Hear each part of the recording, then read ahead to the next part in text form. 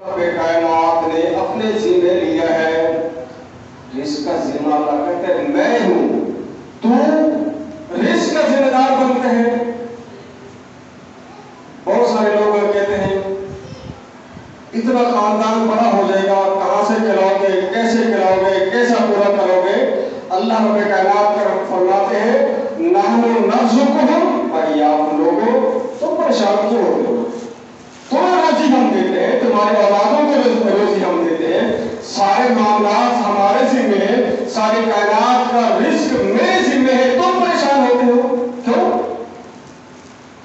روزی اللہ کے ذمہ ہے۔ اچھا اگر یہ جو کہتا رہا میں روزہ اس لیے نہیں رکھتا کہ میں نے دیہڑی لگانے بچوں کو روزی بنانی، اگر تو مر جائے گا تو پھر کیا ہوگا؟ روزی بند ہو جائے گی، تیرے بچے بھوکے مر جائیں گے، ختم ہو جائیں گے۔ نہیں، تو اگر مر بھی جائے گا تو تیرے بچوں کا رزق اللہ کے ذمہ ہے۔ فرمایا ما من دابۃ فی الارض الا علی اللہ رزقها، کائنات کی ہر چیز کا رزق اللہ کے ذمہ ہے۔ اچھا یہ بتاؤ، یہ جو پرندے ہیں نا، پرندے جو آسمان اور زمین کے درمیان پرواز کرتے ہیں، ان کی کون سی فیکٹری ہے؟ کہتا میں روزی کماتا ہوں، یہ کون سی فیکٹری میں جاتے ہیں، ان کا کتنا بینک بیلنس ہے، یہ کہاں سے یہ جمع کر کے رکھتے ہیں؟ اللہ کے نبی علیہ السلام نے کیا فرمایا؟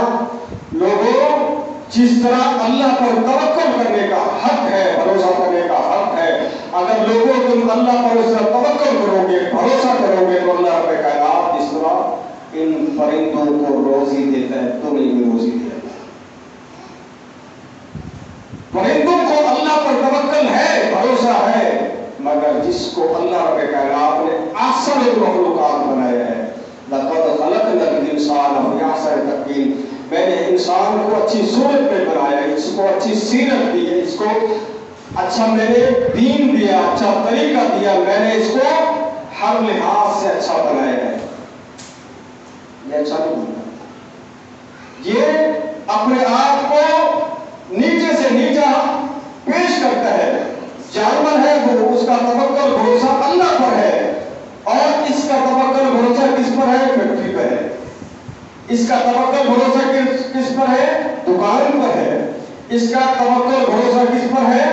بیلنس پر ہے۔ نہیں، اللہ کہتے ہیں لا تقتلوا اولادکم من املاق، اپنی اولادوں کو بھوک اور پیاس اور ہلاس کے ڈر سے قتل نہ کرو، ان کو روزی ہم دیتے ہیں، تمہیں روزی ہم دیتے ہیں۔ یہ کہتا میں روزہ نہیں رکھتا، کیوں؟ بھوک لگتی ہے۔ اگر تجھے بھوک لگتی ہے، اللہ کے بندے اس روزے کو جس کو تو جان بوجھ کر چھوڑ رہا ہے، جو اللہ نے فرض قرار دیا ہے، فرمایا کتب علیکم الصیام کما کتب علی الذین من قبلکم، لوگوں تم پر روزے فرض ہیں، تم پر روزے فرض ہیں، جس طرح تم سے پہلے لوگوں پر روزے فرض تھے، تم پر اسی طرح فرض ہے۔ کیوں روزے فرض ہیں؟ اللہ تمہیں بھوکا رکھنا چاہتا ہے، پیاسا رکھنا چاہتا ہے؟ نہیں، فرمایا لعلکم تتقون، شاید کہ تم اللہ سے ڈرنے والے بن جاؤ۔ فرمایا من صام رمضان ایمانا واحتسابا غفر له ما تقدم من ذنبه، جو انسان روزہ رکھتا ہے، کیوں رکھتا ہے؟ صاف سمجھ کر، اللہ پر ایمان رکھتے ہوئے، آخرت پر ایمان رکھتے ہوئے کہ آخرت میں اللہ کے رب کائنات کے سامنے اس کے حاضر ہوئے ہیں، اللہ کی حاضری کو سامنے رکھ کر روزہ رکھتا ہے، ایمان رکھتے ہوئے کہ اللہ نے مجھ پر فرض کیا ہے، اللہ کا حکم ہے، اللہ کے سامنے میں نے حاضر ہونا ہے، تو یہ روزہ رکھتا ہے ثواب کی امید سے، اور ایمان رکھتے ہوئے فرمایا غفر له ما تقدم من ذنبه، اس شخص کے گزشتہ گناہ سارے معاف کر دیے گئے۔ پورے سال کے گناہ، انسان گناہ کرتا ہے، غلطی ہوتی ہے، خطائی ہوتی ہے، فرمایا یہ تیرا روزہ رکھنا تیرے گناہوں کا کفارہ ہے۔ اگر تو روزہ نہیں رکھے گا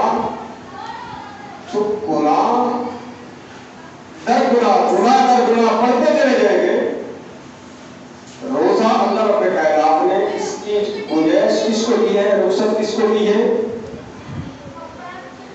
ایک تو رخصت ہے، رخصت کیا؟ اس کو پر فرض ہی نہیں ہے کافر پر، کافر پر روزہ فرض نہیں ہے، یا مریض ہو، مریض کو اللہ نے رخصت دی ہے، یا پھر مسافر ہو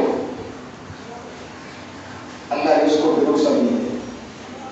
من کان منکم مریضا او علی سفر فعدۃ من ایام اخر، فرمایا جو تم میں سے بیمار ہو، کیا ہو، مسافر ہو، یا پھر اگلا جملہ کہہ دو یا کافر ہو، بیمار چھوڑ دے روزہ اس کو رخصت ہے، مریض چھوڑ دے اس کو رخصت ہے، پھر جس پر فرض نہیں ہے وہ کافر ہے۔ فرمایا اس پر روزہ اللہ نے فرض نہیں کیا، اللہ نے اس کو رخصت دی ہے۔ انسان روزہ رکھے اللہ اس کے گناہوں کو معاف کرے گا، اللہ اس کے خطاؤں کو معاف کرے گا، اس کے درجات کو بلند کرے گا۔ فرمایا من قام لیلۃ القدر ایمانا واحتسابا غفر له ما تقدم من ذنبه، جو شخص رمضان کے روزے رکھتا ہے اور رمضان کا قیام کرتا ہے، لیلۃ القدر کا قیام کرتا ہے، اس کے گزشتہ گناہ اللہ معاف کر دیتا ہے۔ جس شخص کے گناہ اللہ معاف کر دے، یبدل اللہ سیئات حسنات، نیکیوں سے اللہ گناہوں کو معاف کر دیتا ہے اور گناہوں کی جگہ پر اللہ نیکیاں لکھ دیتا ہے۔ کتنا خوش نصیب بنتے ہیں۔ انسان غلطی کرتا ہے، خطائیں کرتا ہے، گناہ کرتا ہے، پھر یہ روزے رکھتا ہے، اللہ اس کے گناہوں کو معاف کرتا ہے، اللہ اس کے گناہوں سے درگزر کرتا ہے، اللہ اس کو جہنم سے آزاد کرتا ہے۔ جو انسان رمضان کا قیام کرتا ہے، استغفار کرتا ہے، لیلۃ القدر کو بیٹھ کر نمازیں پڑھتا ہے، تہجد پڑھتا ہے، قیام کرتا ہے، دعائیں کرتا ہے، استغفار کرتا ہے، اس کے استغفار کی وجہ سے اللہ رب کائنات اس کے گناہوں کو معاف کرتا ہے، اس کے اللہ حالات کو بدلتا ہے۔ فرمایا من لازم الاستغفار، جو شخص اپنی زندگی کا استغفار، استغفر اللہ، اللہ سے معافی مانگتا ہے، گناہ ہوتے ہیں اللہ سے کہتا ہے اللہ مجھے معاف کر دے، استغفار کرتا ہے، استغفر اللہ استغفر اللہ، اللہ سے میں معافی مانگتا ہوں، اللہ مجھے معاف کر دے۔ فرمایا جو بندہ اپنی زندگی کا حصہ بنا لیتے استغفار، یجعل لہ من کل ضیق مخرجا، اللہ اس کا ہر تنگی سے، ہر پریشانی سے راستہ آسانی کا پیدا کر دیتا ہے۔ اللہ نے انسان کے لیے بہت ساری آسانیاں پیدا کی ہیں، صرف انسان کو اللہ رب کائنات کی طرف بڑھنے کی ضرورت ہے۔ انسان اللہ کی طرف آئے تو صحیح، جب انسان اللہ کی طرف آئے گا، قدم بڑھائے گا، پھر اللہ کی رحمتیں ٹھاٹھے مار کر اس کا انتظار کر رہی ہے۔ جو آئے گا نہیں، سویا رہے گا، جو روزہ رکھے گا نہیں، جو استغفار کرے گا نہیں، آج اللہ اگر مقدر کرے لیلۃ القدر ہو تو آج یہ خوش نصیب انسان ہے جس شخص کو لیلۃ القدر کی رات مل جائے، اس کو استغفار کا موقع ملا، استغفار کرتا ہے، یہ نمازیں پڑھتا ہے، یہ دعائیں مانگتا ہے۔ نماز بھی بڑا سرور کا معاملہ ہے۔ نماز میں کھڑا ہے نا، نماز کھڑا ہے انسان، نماز کیا سمجھتے ہیں آپ؟ ویسے ہی ہے، رسمی ہے نہیں۔ انسان اللہ کی دربار میں جھک جا، اللہ کے سامنے کھڑا ہو جا، پھر نبی علیہ الصلوۃ والسلام کیا فرماتے ہیں؟ فرمایا جب بندہ ہاتھ باندھ کے کھڑا ہوتا ہے، ہاتھ باندھ کے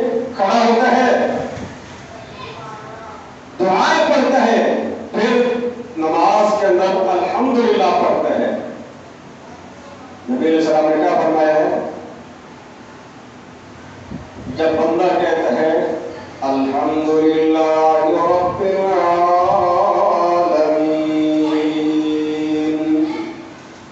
کیا ساری تعریفیں اللہ رب العالمین کے لیے ہیں؟ ہر طرح کی تعریفیں اللہ کے لیے ہیں۔ پھر یہ اللہ کی تعریفیں کرتا ہے، اللہ کیا کہتا ہے؟ حمدنی عبدی، میرے بندے نے میری ثنا بیان کی ہے۔ بندہ جملہ کہتا ہے، اللہ اس کا جواب دیتا ہے۔ بندے نے کیا کہا؟ الحمدللہ رب العالمین، اللہ اس کو جواب کیا دیتا ہے؟ حمدنی عبدی، میرے بندے نے میری حمد بیان کی ہے۔ اگر دنیا دار کوئی بندہ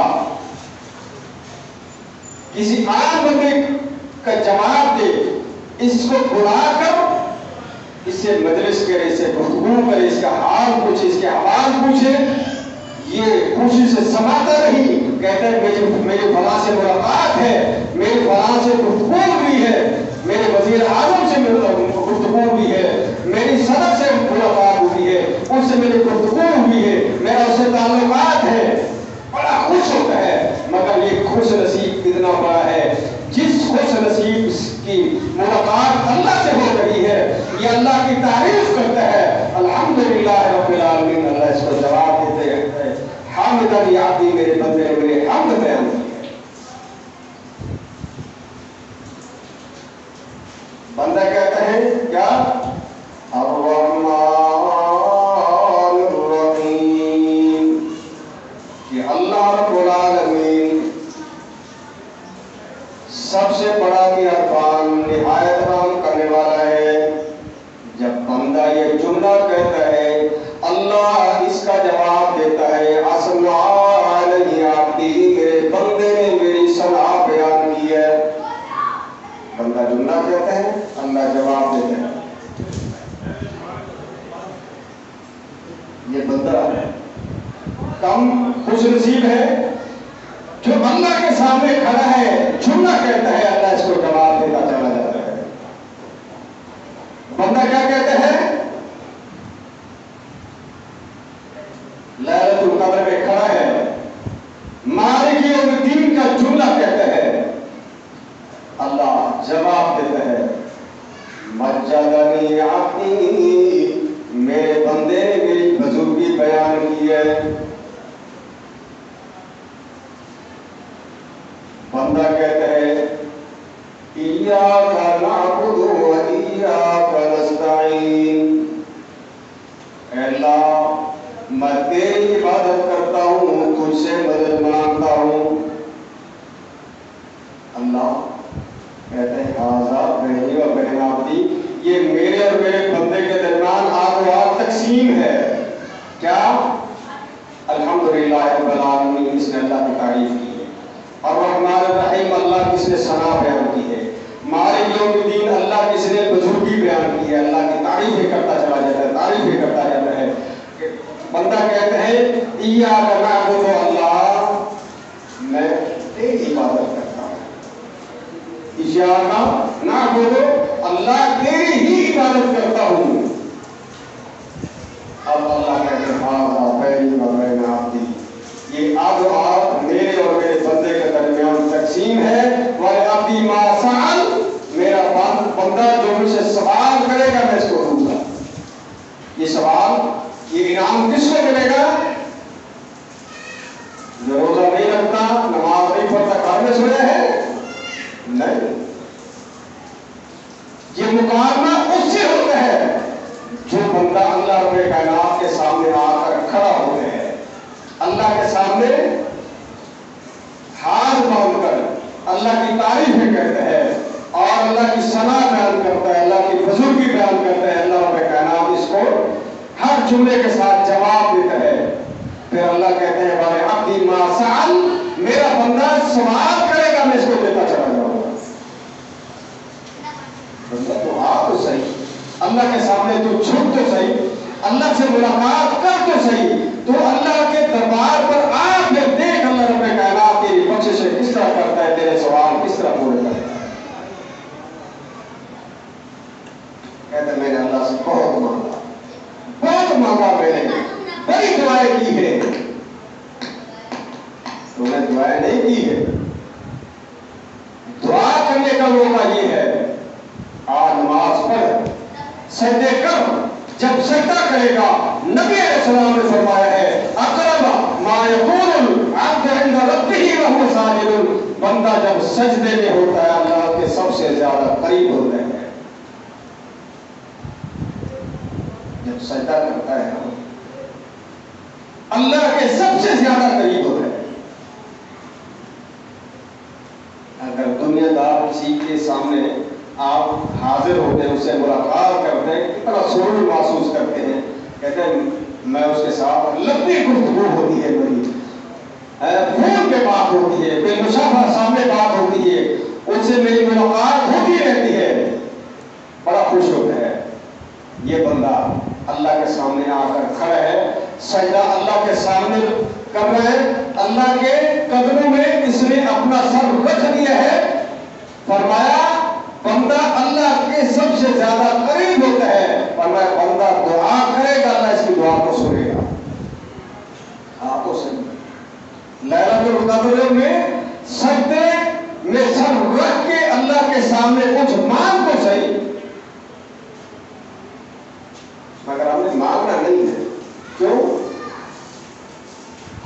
صبح دہاڑی بھی لگانی ہے نا.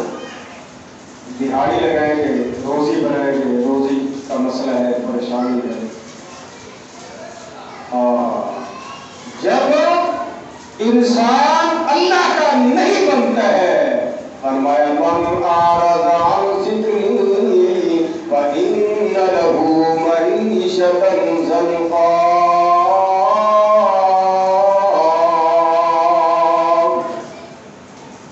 جو بندہ میری یاد سے منہ موڑتا ہے میرے سامنے آ کر جھکتا نہیں. میں نے نماز کا حکم دیا ہے یہ میرے سامنے آ کر جھکتا نہیں نماز پڑھتا نہیں. پھر کیا ہے میرے ذکر سے میری یاد سے میرے نماز سے منہ پھیرتا ہے. فرمایا وَإِنَّ لَهُ مَعِيشَةً ضَنْكَا. اس کی زندگی تنگ زندگی ہوگی. گدھے کی طرح کمائے گا پورا نہیں ہوگا. کمائی جا کھائی جا کمائی جا کھائی جا تیری پریشانی میرے دور کمی نہیں ہے. قرآن کہتا ہے من اعرض عن ذکری فإن له معیشۃ ضنکا. جو میرے ذکر سے میری یاد سے میرے نماز سے میرے دین سے میرے قرآن سے میرے اسلام سے منہ موڑتا ہے فإن له معیشۃ ضنکا. اس کی زندگی تنگ زندگی ہوگی دنیا میں پریشان رہے گا. جب میدان محشر میں جائے گا پھر کیا ہوگا؟ قال رب لم حشرتنی اعمی. اندھا ہے اللہ نے اس کو اندر کھڑا کر دیے ہے. پھر اللہ سے سوال کرتا ہے رب لم حشرتنی اعمی. اللہ مجھے تو نے اندھا کیوں کھڑا کیا ہے وقد كنت بصیرا.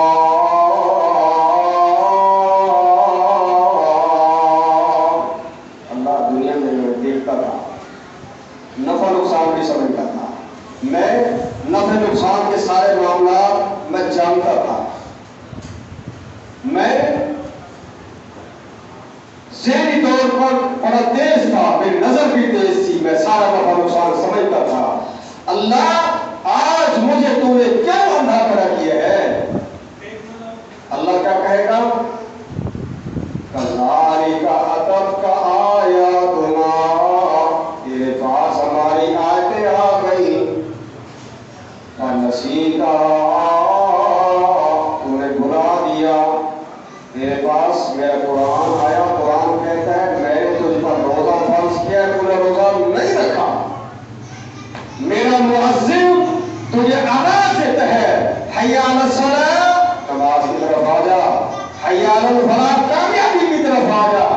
یہ کامیابی کا راستہ ہے آ جا. لیکن نہیں آتا ہے منہ موڑ لیتا ہے منہ پھیر لیتا ہے توجہ نہیں کرتا ہے.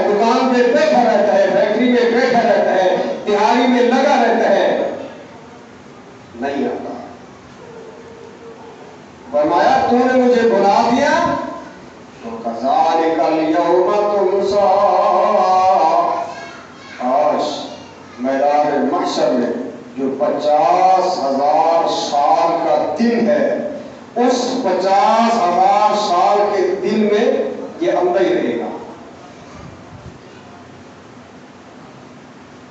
اور یہ پھر منظر کتنا خطرناک منظر ہے. یہاں پر اگر کسی کو بات کر دی ہے تو کہتا ہے تو نے مجھے 10 بندوں میں بے عزت کر دی ہے. اور وہاں پر کیا ہے؟ پوری کائنات کے لوگ اچھے برے سب موجود ہے، انبیاء کی ذات بھی موجود ہے، اور سب سے بڑی معزز ہستی اللہ کے نبی محمد رسول اللہ صلی اللہ علیہ وسلم جو ساری کائنات کے سردار ہیں وہ بھی ہیں، جن کی عشق کا دعویٰ بڑھتا ہے، عشق کا دم بڑھتا ہے، اللہ کے نبی علیہ السلام کے سامنے موجود ہوں. کتنا ذلت والا مقام ہوگا، کتنا رسوائی والا مقام ہوگا. روزہ نہیں رکھتا، اللہ کے سامنے 5 ٹائم پہ جھکتا نہیں ہے، نماز کی طرف آتا نہیں ہے. اللہ کہتا ہے تو نہیں آ میدان محشر میں آئے گا. ان الینا ایابہم و ان علینا حسابہم. تو بھاگ، کہاں بھاگتا ہے؟ دنیا میں دوڑ لگا، جہاں تک دوڑ سکتا ہے دوڑ جا، آخر کار مرے گا تو میرے پاس آئے گا. جب میرے پاس آئے گا ان الینا ایابہم و ان علینا حسابہم، پھر میں پورا کا پورا حساب لے لوں گا. بتا، تجھے میں نے زندگی دی تھی، میں نے تجھے صحت دی تھی، میں نے تجھے عزت دیا، میں نے تجھے مار دیا، میں نے تجھے سارے دنیا کے وسائل دیے، نعمتیں دی، تو نے مجھے کیوں یاد نہیں کیا؟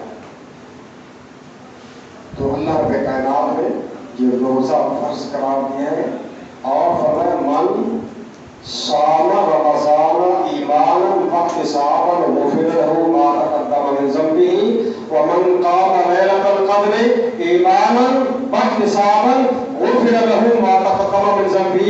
جو شخص رمضان کے روزے رکھتا ہے، لیلۃ القدر کا قیام کرتا ہے، اس بندے کی گزشتہ زندگی کے سارے گناہ معاف کر دیے جاتے ہیں. اور جس بندے کے گناہ معاف ہو جائے، لامحالہ گناہ اللہ معاف کرتا ہے، پھر اس کا جنت میں اللہ حصہ الاٹ کر دیتا ہے. جس کو جنت الاٹ ہو گئی وہ بندہ بڑا خوش نصیب ہے. تو اللہ رب کائنات کے نبی صلی اللہ علیہ وسلم نے ہمیں یہ تعلیم دی ہے. تو اللہ کے نبی علیہ السلام رمضان المبارک کے آخری عشرے میں اعتکاف کرتے تھے. اعتکاف کا مقصد کیا ہوتا؟ لیلۃ القدر کو تلاش کرنا مقصد تھا. یہ قدر اللہ رب کائنات نے بڑی اس کو مقام دیا ہے.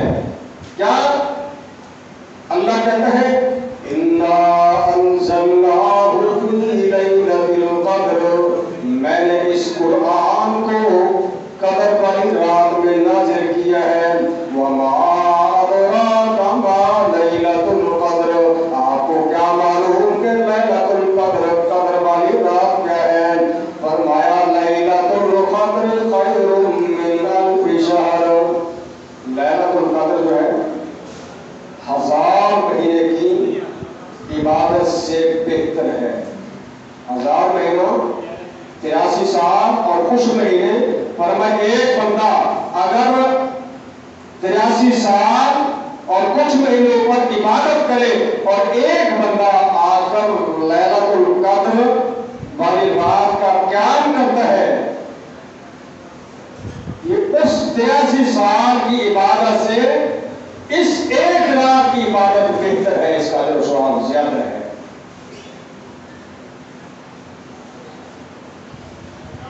اور اللہ نے اس قرآن کو نازل کے قدر میں دیکھیں، قرآن کا تعلق جس سے جڑتا ہے وہ عظیم سے عظیم ہوتا چلا جاتا ہے.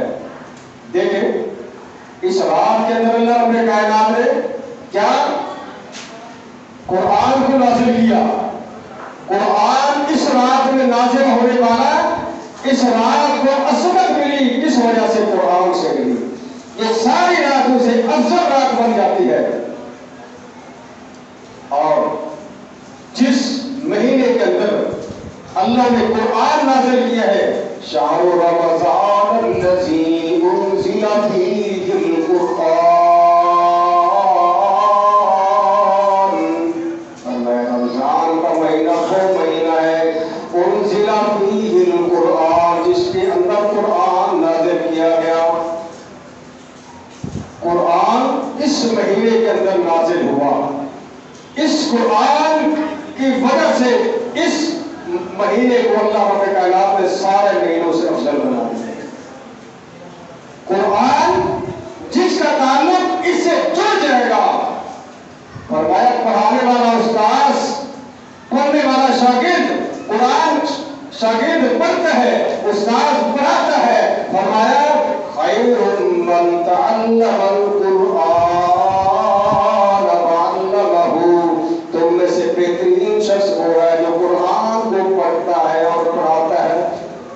عام لوگوں کی بنسبت اس قرآن کو پڑھنے والا, قرآن کو پڑھانے والا, اس کا مقام, اس کا شان باقی لوگوں کی بنسبت بہتر بنتا ہے. فرمائیے سارے لوگوں میں سے بہتر شخص ہے.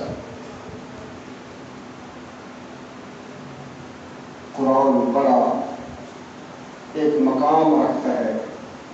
اللہ کے نبی علیہ الصلوۃ والسلام کو بھی اگر شان ملا ہے اس قرآن کی وجہ سے. یہ قرآن اتنا عظیم کتاب ہے, جس کا بھی اس کے ساتھ تعلق بن جاتا ہے وہ عظیم سے عظیم ہو جاتا ہے. اللہ کے نبی علیہ الصلوۃ والسلام سارے انبیاء میں سے بڑی شان والے, اور اس رات میں قرآن نازل ہونے والا, اس رات کو بڑی عظمت ملی, یہ ساری راتوں سے افضل رات قرار پائی. اور اس مہینے رمضان المبارک کے اندر قرآن نازل ہونے والا, اس قرآن کی وجہ سے اس رمضان المبارک کو جو عظمت ملی باقی مہینوں سے بڑی عظمت ملی. اور جو شخص قرآن پڑھتا ہے, جو شخص قرآن پڑھاتا ہے, اس پڑھنے والے پڑھانے والے شخص کو وہ مقام ملتا ہے جو عام لوگوں کو مقام نہیں ملتا ہے.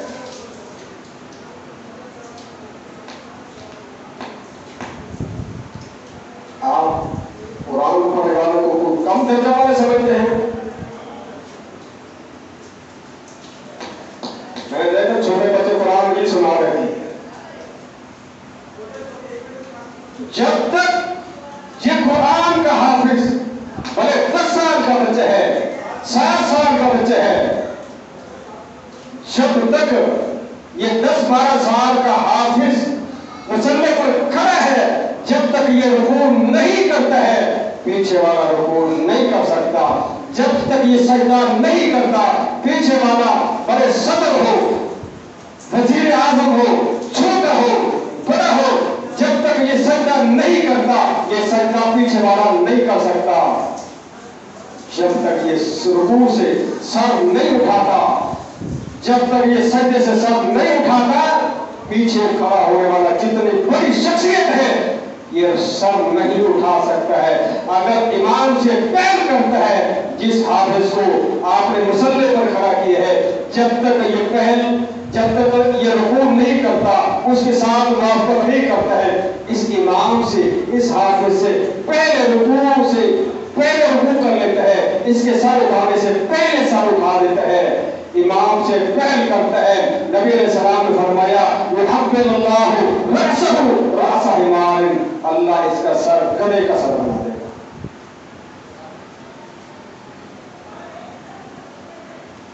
اللہ نے اس کو کم درجہ دیا ہے. لوگ بڑی بے دردی سے کہتے وہ حافظ جو بڑا ہو تو اسے پتا کیا چودھری صاحب, ماسٹر صاحب, مولانا صاحب جو حافظ ہیں بڑی بے دردی سے کہتے ہیں حافظ. یہ اللہ نے اس کو اتنا مقام دیا ہے, یہ مصلی پر کھڑا ہے, جب تک یہ سر نہیں جھکاتا پیچھے والا سر نہیں جھکا سکتا, جب تک یہ سر نہیں اٹھاتا یہ پیچھے والا سر رکوع سے نہیں اٹھا سکتا، اگر اٹھاتا ہے قید کرتا ہے تو نبی علیہ السلام نے فرمایا اس کا سر اللہ گدھے کا سر دودھ کے بنا دے۔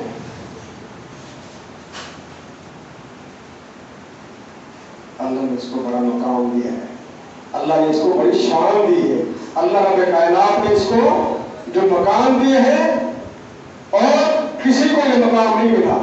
تو یہ رات، اس رات میں اللہ رب کائنات نے بڑا مقام رکھا ہے۔ اس رات کو اللہ رب کائنات نے اللہ کے نبی علیہ الصلوۃ والسلام اعتکاف کرتے اور اللہ کے نبی علیہ الصلوۃ والسلام کی وفات کے بعد اللہ کے نبی علیہ السلام کے ازواج مطہرات اعتکاف کرتی تھی۔ اعتکاف مسجد میں ہوتا ہے، بہت سارے عورتیں ہوتی گھر میں اعتکاف کرنے کے، فرمایا نہیں، اعتکاف مسجد میں ہوتا ہے۔ اللہ کے نبی علیہ الصلوۃ والسلام کی ازواج مطہرات مسجد میں اعتکاف کرتی ہیں۔ اللہ کے نبی علیہ الصلوۃ والسلام کے ساتھ خیمہ خواتین کا لگایا گیا مسجد کے اندر۔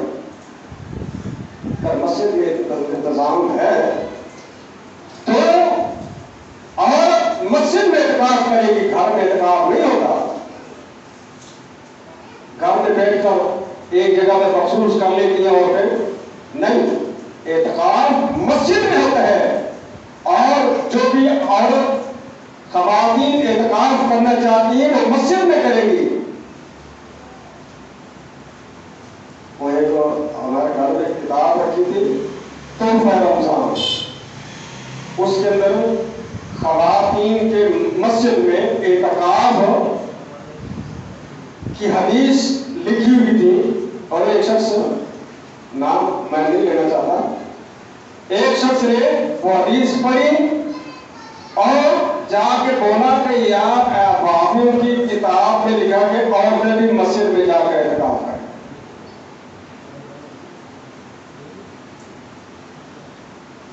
عورتیں، بابیوں کی کتاب میں لکھا ہوا ہے کیا عورتیں مسجد میں اعتکاف کریں؟ پھر وہ کتاب چوری اٹھائی، اٹھا کے لے گئے، پھر جا کے پڑھا۔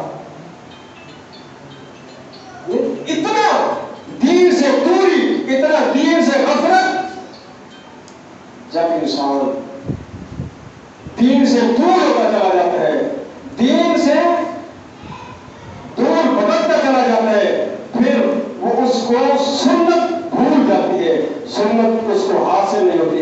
آج ہم اپنے آپ کو اہل حدیث کہتے ہیں، اہل سنت کہتے ہیں، حدیث والا معاملہ ہم اپناتے نہیں، اہل سنت کہتے ہیں، سنت والا معاملہ اپناتے نہیں۔ بھائیو، اہل حدیث کا معنی کیا ہوتا ہے؟ اللہ کے نبی علیہ الصلوۃ والسلام کی فرمان کو ماننے والا۔ اہل سنت میں نے اللہ کے نبی علیہ السلام کے طریقے کو ماننے والا، اس پر عمل کرنے والا شخص کیا ہوتا ہے؟ اہل حدیث ہوتا ہے۔ اور سنت پر نبی علیہ السلام کے طریقے پر عمل کرنے والا شخص کون ہوتا ہے؟ اہل سنت ہوتا ہے۔ سنت اللہ کے نبی علیہ السلام کا طریقہ ہے۔ فرمایا اللہ کے نبی علیہ السلام کے ازواج مطہرات نبی علیہ السلام کی وفات کے بعد اعتکاف کرتی تھی۔ اللہ کے نبی علیہ السلام مسجد میں اعتکاف بیٹھے ہوئے، کھڑکی سے اللہ کے نبی علیہ السلام نے سر مبارک نکالا، اللہ کے نبی علیہ السلام کی کو عائشہ صدیقہ رضی اللہ تعالیٰ عنہ کنگھی دیتی ہے، سر دھویا، سر دھونے کے بعد اللہ کے نبی علیہ السلام کے سر مبارک پر اماں عائشہ صدیقہ رضی اللہ تعالیٰ عنہ نے کنگھی دی۔ اس کا معنی یہ ہے کہ انسان اعتکاف کی حالت میں بیوی سے کچھ لینا چاہے، کچھ پوچھنا چاہے، لے سکتا ہے، دے سکتا ہے۔ اللہ کے نبی علیہ السلام کے اعتکاف میں بیٹھے ہیں، اعتکاف کی حالت میں اماں حفصہ رضی اللہ تعالیٰ عنہ ملنے کے لیے آتی ہیں۔ اللہ کے نبی علیہ السلام ان کو چھوڑنے کے لیے جا رہے ہیں، درمیان میں صحابہ کرام آپ کو میرے سلام کہا اور جلدی جلدی چل دیے۔ تو اللہ کے نبی علیہ السلام نے فرمایا رک جاؤ، یہ میری بیوی حفصہ ہے، میں اس کو گھر چھوڑنے جا رہا ہوں۔ صحابہ کرام نے کہا اللہ کے نبی علیہ السلام اللہ اکبر استغفر اللہ، ہم آپ پر شک کریں گے؟ فرمایا ہاں، شیطان انسان کے خون کے اندر گردش کرتا ہے. انسان کو شیطان جو ہے گمراہ کرنے میں جلدی کرتا ہے. تو اسی لیے میں نے وضاحت کر دی. تو اللہ کے نبی علیہ الصلوۃ والسلام کی ازواج مطہرات اللہ کے نبی علیہ السلام کو ملنے آئی. اللہ کے نبی علیہ السلام نے ان سے ملاقات کی، پھر گھر چھوڑنے گئے. اختلاف کی صورت میں اگر انسان کو اس طرح کا مسئلہ پڑ جائے تو انسان مسجد سے باہر نکل سکتا ہے، خواہ نہیں. بلا مقصد انسان مسجد سے باہر نکل کے کچھ لینے چلا جائے. مثلا آج ہمارے پاس واش روم لگے ہوئے ہیں، اگر کچھ اس طرح کی صورت ہے واش روم کے لیے انسان باہر جا سکتا ہے، ضرورت سے باہر جا سکتا ہے، انسان کوئی مجبوری ہے جا سکتا ہے. اعتکاف کی صورت میں انسان اپنے معاملات کو طے کر سکتا ہے، لیکن بلا وجہ انسان اپنا اعتکاف کی جگہ سے ہٹ کر نہیں جا سکتا ہے. تو اللہ کے نبی علیہ السلام نے فرمایا تحروا لیلۃ القدر فی الفطر من الاشہر الاواخر. فرمایا لیلۃ القدر کو رات کے آخری تاک راتوں میں تلاش کرو. آخری تاک راتوں میں آخری 7 تاک راتوں میں اس کو تلاش کرو. کون سی؟ 27 اور 29 اور 23 کی آپ راتوں کو اس کو تلاش کریں. آخری 7 دن. تو آخری تاک راتوں میں آپ نبی علیہ السلام نے فرمایا اس رات کو تلاش کرو. یہ لیلۃ القدر جس شخص کو مل گئی اس شخص کو اللہ رب کائنات کی طرف سے بڑا انعام ملا ہے. یہ بڑا بندہ خوش نصیب ہے. نبی علیہ السلام سے اماں عائشہ صدیقہ رضی اللہ تعالیٰ عنہ سوال کرتے ہیں اللہ کے نبی علیہ السلام اگر مجھے پتہ چل جائے کہ یہ رات لیلۃ القدر کی رات ہے تو میں کیا کروں؟ اللہ کے نبی علیہ السلام نے کیا فرمایا؟ یہ دعا کرو اللہم انکا عفو تحب العفو فاعف عنا. اللہ تو معاف کرنے کو پسند کرتا ہے. کیا؟ تو معاف کرنے کو پسند کرتا ہے. فاعف عنا، اللہ مجھے معاف کر دے. یہ لیلۃ القدر کا آنے کا مقصد ہے. کیا ہم اگر اعتکاف بیٹھتے ہیں یا صرف ہم رات کو قیام کرنے آتے ہیں، تہجد پڑھنے آتے ہیں اور لیلۃ القدر کو تلاش کرنے آتے ہیں، تو اس میں سب سے بڑا کام ہمیں کیا کرنا ہے؟ اللہ سے دعائیں کثرت سے کرنی ہے، اللہ سے معافی کثرت سے مانگنی ہے. کیا؟ اللہم انکا عفو تحب العفو فاعف عنا. اللہ تو معاف کرنے کو پسند کرتا ہے، ہمیں معاف کر دے.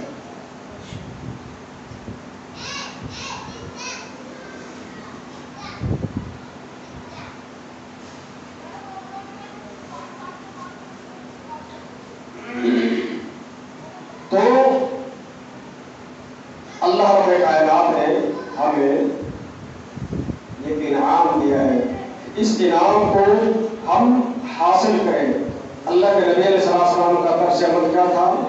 فرمایا جب آخری عشرہ شروع ہوتا تو اللہ کے نبی علیہ السلام کیا کرتے؟ احیا لیلہ، رات کو خود جاگتے تھے، وہ آئے کا اہلہ، اور اپنے گھر والوں کو بھی جگاتے تھے. اللہ کے نبی علیہ السلام کیا مانا؟ آپ گھر میں اگر قیام کرتے ہیں یا مسجد میں قیام کرتے ہیں، آپ خود بھی جاگیں، گھر والوں کو بھی جگائیں، اور یہ انعام خود بھی حاصل کریں، گھر والوں کو کوشش کریں وہ بھی اس عبادت کے اندر حصے دار بن جائے. جس شخص کو یہ رات مل گئی اس کو اللہ رب کائنات کی طرف سے انعام مل گیا، تو اللہ رب کائنات نے کیا فرمایا ہے؟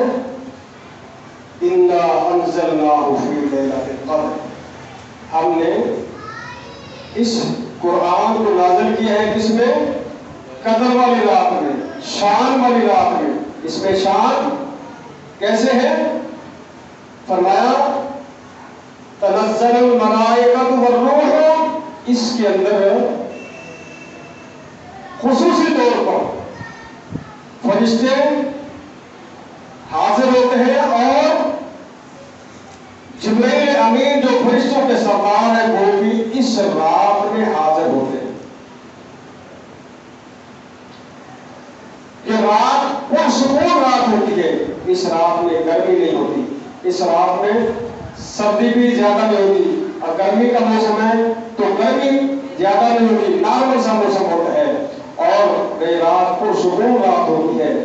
اور پھر یہ رات اللہ رب کائنات کہ ان فرشتوں کی وجہ سے جب صبح ہوتی ہے، صبح کا سورج جو ہے اس کی روشنی کم روشنی ہوتی ہے، فرشتے اللہ رب کائنات کی طرف سے اتنے فرشتے حاضر ہوتے ہیں کہ سورج کی روشنی بھی کمزور پڑ جاتی ہے۔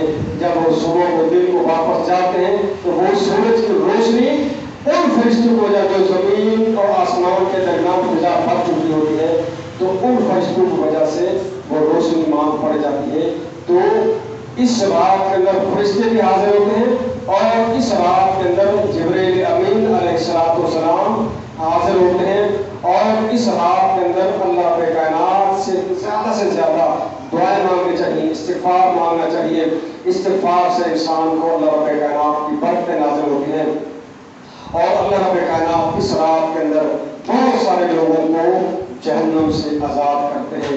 تو ہم بھی کوشش کریں ہم اللہ رب کائنات کے ہم کاغذوں میں جہنم سے آزاد کی ہوئی لکھی دیں، اور اللہ سے دعائیں بھی کہ اللہ ہم کو ہماری گردنوں کو جہنم سے آزاد کر دیں۔ دعا کریں اللہ ہم کو ہماری گردنوں کو جہنم سے آزاد کر دے، اللہ ہمیں جہنم سے محفوظ کر دے، اللہ ہمیں جہنم سے بچا لے، اللہ رب کائنات ہمیں جنت کا وارث بنا دے۔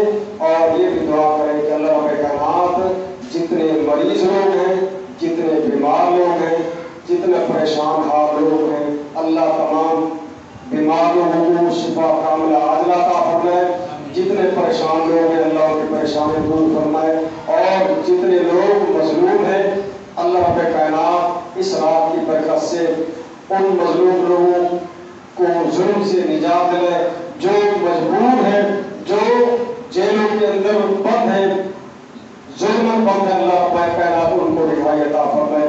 اقول قولی ھذا استغفر اللہ لی ولکم ولسائر المسلمین، سبحانک اللہم وبحمدک اشہد ان لا الہ الا انت استغفرک واتوب الیک۔